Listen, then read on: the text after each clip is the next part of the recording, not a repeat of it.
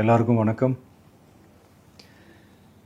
இந்திய அரசியல் சாசனம் நம்ம தமிழ்நாட்டில் இருக்கிற எல்லாருக்குமே கொடுத்துருக்கிற உரிமையில் ரொம்ப ரொம்ப முக்கியமானது ஓட்டிங் ரைட், வாக்குரிமை.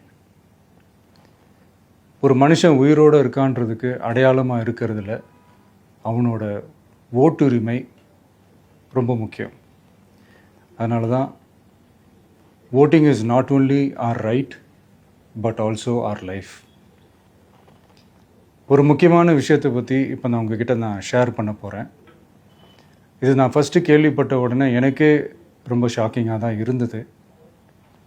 இப்போ நான் பேசிகிட்டு இருக்கிற இந்த நேரத்தில் தமிழ்நாட்டில் இருக்கிற நம்ம யாருக்குமே ஓட்டு போடுற உரிமையே இல்லைன்னு சொன்னால் நம்புவீங்களா? நான் நீங்கள் உட்பட யாருக்குமே அது இல்லை. நான் பயமுறுத்துறேன்னு நினைக்காதீங்க, அதுதான் நிஜமும் கூட.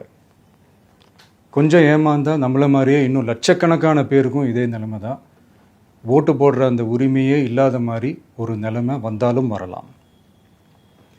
இதுக்கு மெயின் ரீசன் அந்த எஸ்ஐஆர், ஸ்பெஷல் இன்டென்சிவ் ரிவிஷன், சிறப்பு தீவிர திருத்தம்.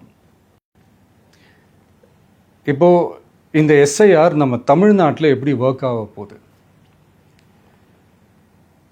கடந்த ஜனவரி மாதம் எடுத்த அந்த கணக்கெடுப்பில் 6,36,00,000 வாக்காளர்கள் நம்ம தமிழ்நாட்டில் இருக்கிறாங்க.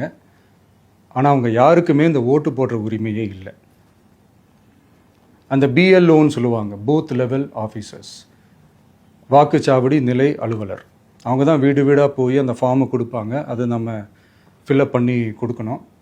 அதை தேர்தல் ஆணையம் அதை எடுத்துகிட்டு போய் அதை ஸ்க்ரூட்டினைஸ் பண்ணி அது எல்லாமே கரெக்டாக இருக்கான்னு செக் பண்ணி பார்த்ததுக்கப்புறம் அந்த வாக்காளர் பட்டியலை வெளியிடுவாங்க. அந்த வாக்காளர் பட்டியலில் நம்ம பேர் இருக்கணும், அப்போ தான் நம்மளால் ஓட்டு போட முடியும்.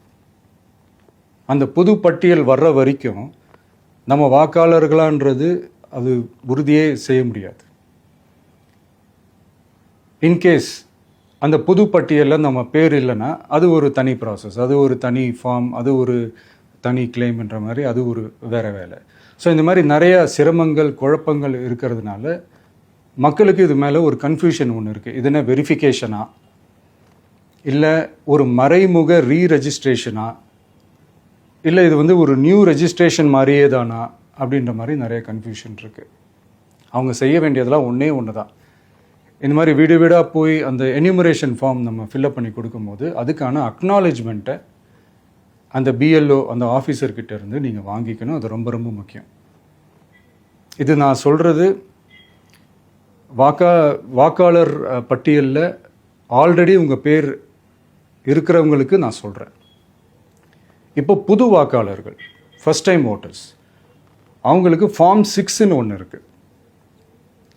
அதை நீங்கள் ஃபில்அப் பண்ணி நீங்கள் உங்கள் ஏரியாவில் இருக்கிற சம்மந்தப்பட்ட அந்த உங்கள் அலுவலகத்தில் நீங்கள் டைரெக்டாகவும் சப்மிட் பண்ணலாம், இல்லை நீங்கள் ஆன்லைன்லேயும் சப்மிட் பண்ணலாம். அப்படி ஆன்லைனில் நீங்கள் சப்மிட் பண்ணிங்கன்னா அதுக்கான ஸ்க்ரீன்ஷாட்டை எடுத்து வச்சுக்கோங்க. ஃபோனில் மெசேஜ் வரும், அதை சேவ் பண்ணி வச்சுக்கோங்க. அப்ராடில் இருக்கிறவங்க கூட அந்த எஸ்ஏஆர் ஃபார்மை டவுன்லோட் பண்ணி நீங்கள் அதை ஃபில்அப் பண்ணி சப்மிட் பண்ணலாம். அதுக்கான அக்னாலேஜ்மெண்ட்டை வாங்கி வச்சுக்கோங்க. ரொம்ப முக்கியமாக உங்களோட பிஎல்ஓ அந்த ஆஃபீஸர் யாருன்னு தெரிஞ்சு வச்சுக்கோங்க. இந்த தேர்தல் ஆணையம் அந்த வெப்சைட்டில் போனீங்கன்னா அந்த பர்டிகுலர் பிஎல்ஓ ஆஃபீஸரோட ஃபோன் நம்பர் கூட நீங்கள் எடுத்து வச்சுக்கலாம். இன்கேஸ் உங்களை யாரையும் ரீச் பண்ணலை இல்லை உங்களுக்கு அந்த ஃபார்ம் கிடைக்கல அப்படின்னா நீங்கள் அவரை காண்டாக்ட் பண்ணி அந்த ஃபார்மை வாங்கி நீங்கள் ஃபில்அப் பண்ணி நீங்கள் சப்மிட் பண்ணலாம். ரொம்ப முக்கியமாக அதுக்கான அக்னாலேஜ்மெண்ட்டை வாங்கி வச்சுக்கோங்க. இது எல்லாமே சரியாக செஞ்சாலும் இந்த எஸ்ஐஆர் மேலே சில டவுட்ஸ் இருக்குது. அது என்னென்னா, இந்த 6,36,00,000 வாக்காளர்களுக்கு ஒருத்தர் விடாமல் இந்த ஒரே மாதத்துக்குள்ளே எப்படி எல்லாருக்குமே அந்த ஃபார்ம் போய் ரீச் ஆகும்? ஒன்று. ரெண்டாவது, நீங்கள் வரும்போது வீட்டை பூட்டிட்டு வேலைக்கு போயிட்டு என்ன பண்ணுறது? இப்போ நீங்கள் வருவீங்கன்றதுக்காக வேலையெல்லாம் விட்டுட்டு வீட்டுக்குள்ளேயே உட்காந்துட்ருக்கணுமா? ஸோ இதில் மெயினாக பாதிக்கப்பட போகிறது உழைக்கிற மக்கள், ஏழைகள், வேலைக்கு போகிற பெண்கள். இவங்களுக்கு யார் கரெக்டான அந்த பதில் சொல்ல போகிறது? ஒரு நியாயமான எஸ்ஐஆர்னால் என்ன நடக்கணும்? இப்போது இறந்து போனவங்கள மார்க் பண்ணி அதுலேருந்து டிலீட் பண்ணணும். இப்போ போலி வாக்காளர்கள் இருந்தாங்கன்னா அவங்கள மார்க் பண்ணி டிலீட் பண்ணணும். இப்போ ஆல்ரெடி ஓட்டு இருக்கிறவங்களுக்கு எதுக்கு இந்த ரெஜிஸ்ட்ரேஷன் என்ற பேரில் இவ்வளவு குழப்பங்கள் அப்படின்றது தான் இங்கே கேள்வி. இப்போ புதுசாக வர வாக்காளர்களையோ இல்லை ஓட்டு இல்லாதவங்களையோ சேர்த்தா பத்தாதா? இப்போ ரீசெண்டாக நடந்த இப்போ எலெக்ஷன் 2021, 24 எப்படி எல்லாருமே ஓட்டு போட்டோம்? அதில் ஓட்டு போட்டவங்க கூட இப்போ புதுசாக ரெஜிஸ்டர் பண்ணணும்னா அது ஏன் அந்த கன்ஃபியூஷன் அப்படின்றதான் நாங்கள் கேட்குறோம். அதனால தான் நாங்கள் எஸ்ஐஆரை எதிர்க்கிறோம். இப்போ புதுசாக சில கம்ப்ளைண்ட்ஸ்லாம் வர ஆரம்பிக்குது. அது என்னென்னா முக்கியமாக நம்மளுடைய டிவிகே தோழர்களுக்கு அந்த ஃபார்ம் கிடைக்க மாட்டேங்குது, கொடுக்க மாட்டேன்றாங்க அப்படின்ற சில கம்ப்ளைண்ட்ஸ்.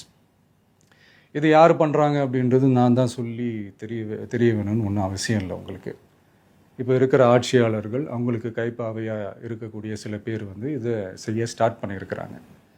அதனால் மைடியர் வர்ச்சுவல் வாரியர்ஸ், இதை சாதாரணமாக எடுத்துக்காதீங்க. இது எல்லாருக்குமே அந்த ஃபார்ம் போய் ரீச் ஆகணும். இதில் ரொம்ப உறுதியாக இருங்க. அதையும் மீறி உங்களுக்கு அந்த ஃபார்ம் கிடைக்கலன்னா இருக்கவே இருக்கும் ஆன்லைன்.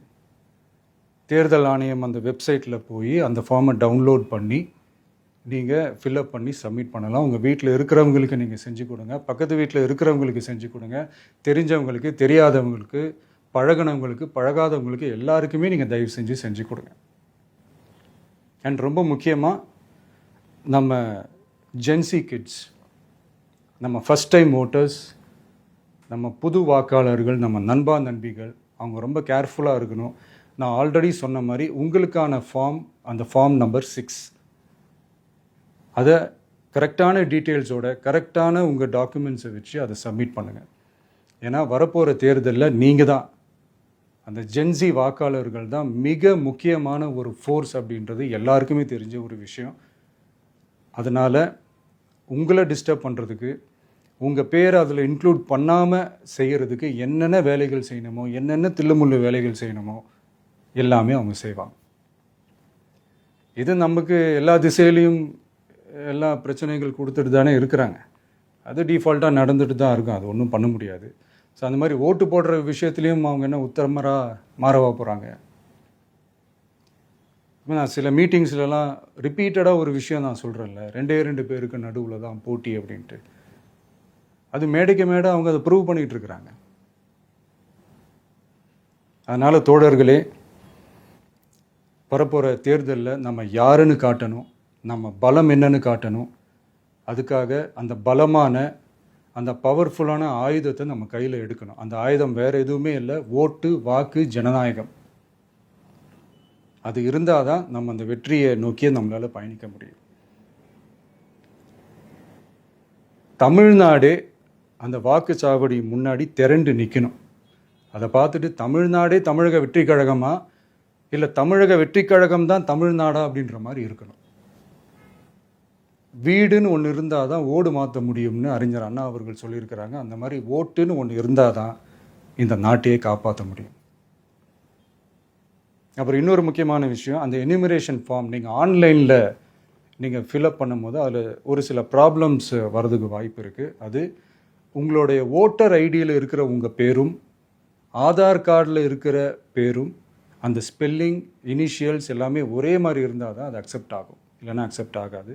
அது கொஞ்சம் கேர்ஃபுல்லாக பண்ணுங்கள். அது கொஞ்சம் யூசர் ஃப்ரெண்ட்லியாக இருக்கலாமேன்னு கேட்டதுக்கு அதெல்லாம் முடியாது, அதுக்கெலாம் வாய்ப்பு இல்லை, அதுக்கெலாம் ஆளுங்க இல்லை, பண்ண முடியாதுன்னு ரிப்ளை பண்ணிட்டாங்க. ஸோ அதனால் மைடியர் டிவிகே தோழர்களே, மைடியர் ஜென்சி படை பலமே, உஷாராக இருங்க, கான்ஃபிடெண்ட்டாக இருங்க, நல்லதே நடக்கும், வெற்றி நிச்சயம். மீண்டும் சந்திக்கும் வரை நன்றி, வணக்கம்.